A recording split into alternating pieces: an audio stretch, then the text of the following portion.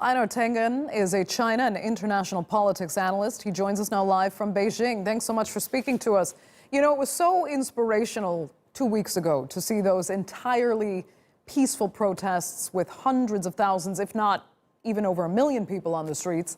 What happened between then and yesterday to see that violence erupt again?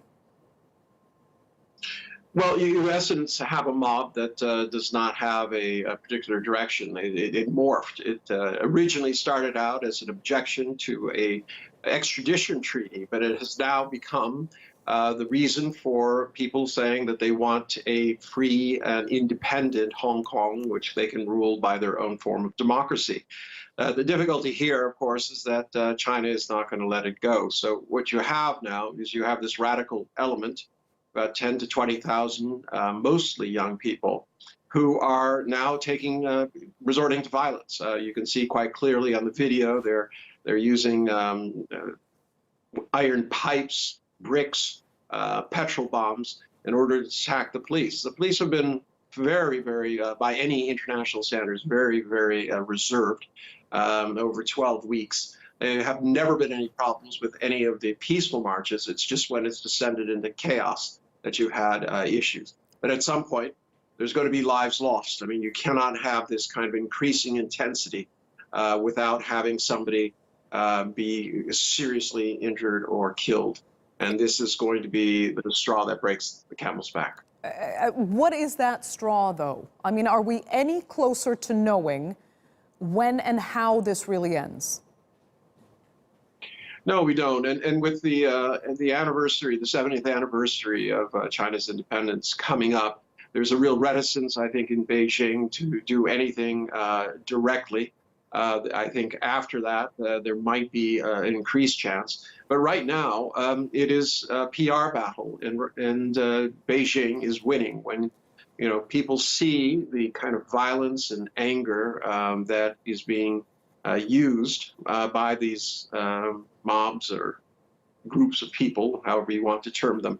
It is now, you know, increasingly obvious that this is not just some peaceful group of people who are arguing for a limited situation. These are people who are looking for some sort of regime change, and that it will not be tolerated over the long run.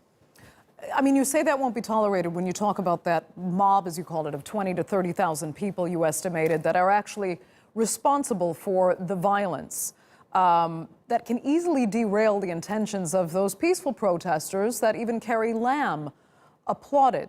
So is there a way, is there mediation or some kind of diplomacy that could come into play here so that a negotiated solution could be found? Well, it's becoming less and less likely. And the reason is that there's now, quote, although there are no particular leaders on either side, and I estimated 10 to 20, not 20 to 30,000 who are kind of dedicated to this overthrow. It's really the peaceful side. A number of leaders have said that they want to coordinate, and they keep giving excuses. They say they don't agree with the violence, but they understand it, as if that somehow makes a difference. They're in essence encouraging these young people to continue this, or I shouldn't say all young people, some of them are older, and that's not healthy. I mean, Hong Kong is suffering. The irony here is that these young people who are really, they're upset about the economic conditions that have seen, you know, a country that has the 8th largest GDP per capita, yet the average person can't even dream of buying a home. So, you know, the lack of hope has spurred this sense that there's nothing to lose, and therefore they want change. Okay. Unfortunately, the change that's going to come will not be good. Einar Tangen, thank you so much for joining us there from Beijing.